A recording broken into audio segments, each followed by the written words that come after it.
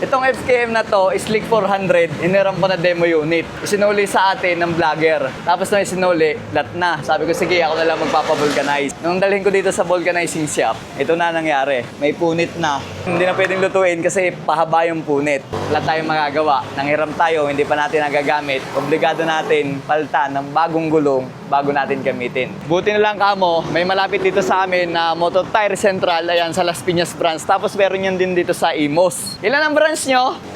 Apat. Imos, Las Piñas, Silang. Bulihan Silang and Bulang Lupa. Bulang Lupa. Oo, doon. Nakikita ko nga. Ang hindi ko pala nararating yung sa Bulihan. Opo. Sa may Carmona na yun.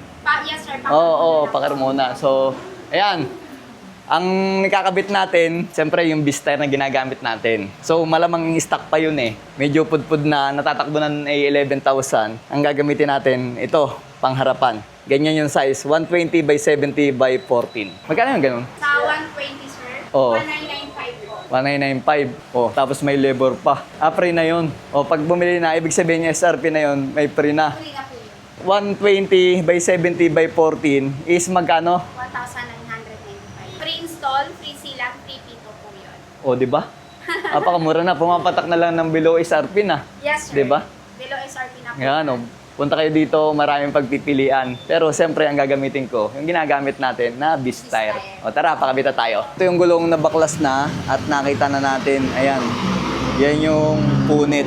Mahaba yan, papaganyan. Hindi na kayang i-vulcanize. Kayang i-vulcanize to. Oo. Siyempre, Beast Tire na ipapalit natin dyan. Matik na yan. Itong mags ng FKM na Slick 400, ayun siya oh. Hindi natin pwedeng palitan ng pito kasi ang pito niya is kakaiba. Meron siyang sensor. Ito ay pan-detect ng tire pressure. Dahil makikita sa panel, tire pressure FW, ibig sabihin front wheel 1.9 bar, tapos yung rear 2.0 bar. May sensor siya na makaka-detect ng pressure. Yan na yung ating Beast Tire. Tama ba rotation yan? Tama ito. Ito yung mahirap minsan sa manghiram eh, yung maaabutan ka ng sira. Siyempre, bagong may suli, ang alam nung may-ari, ayos nung ipahiram, ay naabutan ka ng sira, wala tayong magagawa. Hindi natin magagamit yun, hindi natin ipapayo. So, hindi naman talaga siya sira, problema lang yung gulong. Buti na lang, may Beast Tire dyan. So ayun, ilang minuto lang yung kinabit dito sa Moto Tire Central, Las Piñas. Ito na yung ating motor na scooter. Ang ganda na ng gulong niya. Ayan, kung mapapansin nyo mga boss, yan o, Beast na Plus SC. Alright, napakaganda. Kitang-kita mo pa naman.